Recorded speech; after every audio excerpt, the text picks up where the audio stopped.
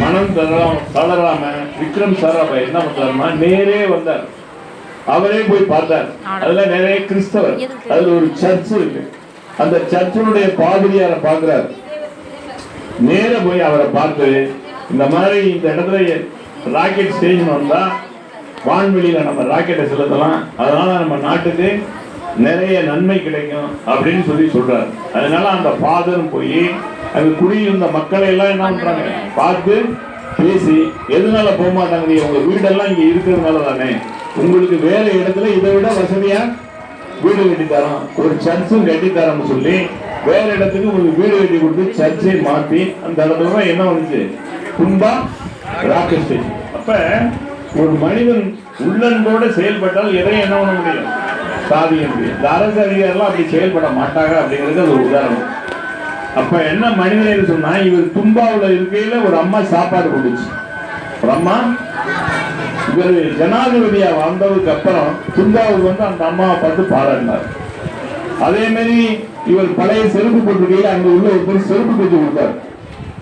இவர் என்ன ஜனாதிபதியான பிறகு யாரை வந்து பார்த்தாரு, செருப்பு தைக்கிறவரை வந்து பார்த்தாரு. பெரும்பாலும் அப்படியெல்லாம் யாரும் என்ன பண்ண மாட்டாங்க, பார்க்க மாட்டாங்க. அப்ப மனித நேயத்துல யாருன்னா அவர் ரொம்ப சிறந்து வாங்குறாரு. இன்னொன்னு அவங்க சொன்னாங்க, அதாவது ஒரு ஜனாதிபதியா பதவி ஏற்கணும், பதவி ஏற்கையில என்னாங்க அப்படின்னு சொன்னா 150 பேருக்கு அனுமதினு சொல்றாங்க. விழா ஏற்பாடு பண்றவங்க அப்துல் கலாம் வந்து அவருக்கு வேண்டிய யாரை கூப்பிட்டு எத்தனை பேரை கூப்பிட்டுக்கலாம், 150 பேரை. எவ்வளவு பேரு, அவர் என்ன பண்ணா 27 பேரு அவருக்கு வேண்டிய பெரிய ஆட்களை கூப்பிட்டு மிச்சப்புற மாணவர்கள், மிச்சப்புற யாரு, அதுப்ப இந்த ஜனாதிபதி பிரதம மந்திரி இஷ்டத்துக்கு போக வரவெல்லாம் என்ன பண்ண முடியாது, முடியாது.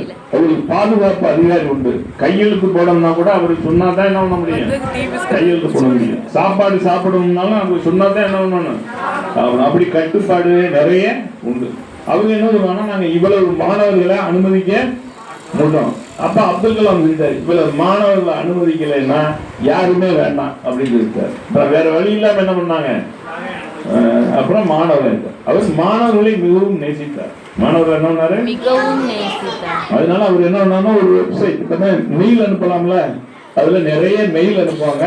அது இவரும் பார்ப்பாரு, ஒரு ஆளை போட்டு என்ன பண்ணுவாரு, பார்க்க சொல்லுவார். பார்த்து அதுக்கெல்லாம் என்ன பண்ணுவாரு, பதில் அனுப்புவார். அப்போ ஒரு பையன் அவருக்கு மெயில் அனுப்புறான், என்ன அப்படின்னா, நான் எல்லா பாடமும் நல்லா படிப்பேன், எல்லா பாடத்திலையும் நல்ல மார்க் வாங்கியிருக்கேன், ஒரே ஒரு பாடத்துல மட்டும் 13 மார்க் வாங்கியிருக்கேன், ஒரே ஒரு பாடத்துல மட்டும் நான் அந்த தேர்வை நல்லா எழுதிப்பேன், நிச்சயமா எனக்கு 13 மார்க் அதுல வராது, கூட தான் வரணும், இதுக்கு நீங்க உதவி செய்யணும்னு யாருக்கு எழுதுறா, அப்துல் கலாம். அப்படியெல்லாம் தைரியமான மாணவர்கள் இருந்திருக்காங்க. அவரு அப்துல் கலாம் பார்த்துட்டு அந்த மறுமதிப்பீடு பண்ணி சொல்றாரு.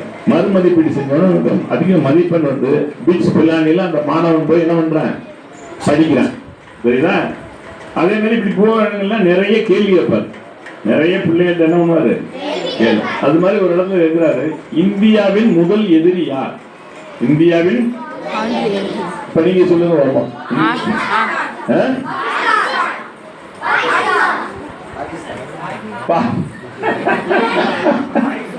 சரி, இரண்டாவது எதிரியார் அவர் இல்ல. அப்ப என்ன பண்ணுச்சுன்னா ஒரு புள்ள எதிரி சொல்லுச்சு, எது, ஏழ்மையும் வறுமையும். எது, ஏழ்மையும் வறுமை இருக்கிறதுனாலதான் இந்தியா ஏழை நாடா இருக்கு. எதுல இருக்கு, ஏழை நாடா. நிறைய பணக்காரர்கள் நிறைய படிக்க முடியல அப்படின்னு சொல்லி உடனே அந்த பெண்ணை கூப்பிட்டு பாராட்டினார் அந்த மாணவி. அந்த மாணவி பேரு செனகல். என்ன பேரு, செனகல். அவர் எழுதின புத்தகத்திலே அதிகமான விற்பனையானது. அவர் வாழ்க்கை வரலாறு ஒரு புத்தகமா எழுதினார். என்ன புத்தகம் அதுக்கு பேரு,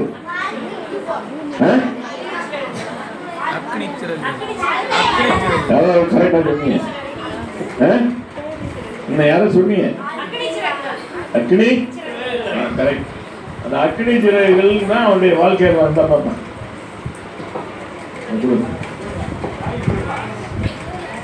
அக்னி சிறகுகள் தான் அவருடைய வாழ்க்கை வரலாறு புக்கு. தமிழ்ல 1 லட்சத்துக்கு மேல அதிகமான விற்பனையான புத்தகங்கள்ல ஒண்ணு இது அக்னி சிறகுகள். அதை வந்து என்ன ஒண்ணுன்னா ஆங்கிலத்துல தான் எழுதினார். அவர் முதல்ல எதுவும் எழுதினாரு, அப்புறம் தமிழ்ல சிவலிங்கம்னு ஒருத்தர் அதை மொழிபெயர்த்தார். சரிதா? அப்ப அவர் சொல்றாரு, நான் தமிழன், எனக்கு தமிழ் நல்லா தெரியும், தமிழை பிடிக்கும், அப்படி இந்த ஏன் ஆங்கிலத்தில் எழுதுனா, நான் ஆங்கிலத்திலே பேசி பழக்கப்பட்டதுனால எனக்கு ஆங்கிலத்தில் அந்த புத்தகத்தை எழுதுவது எளிதாக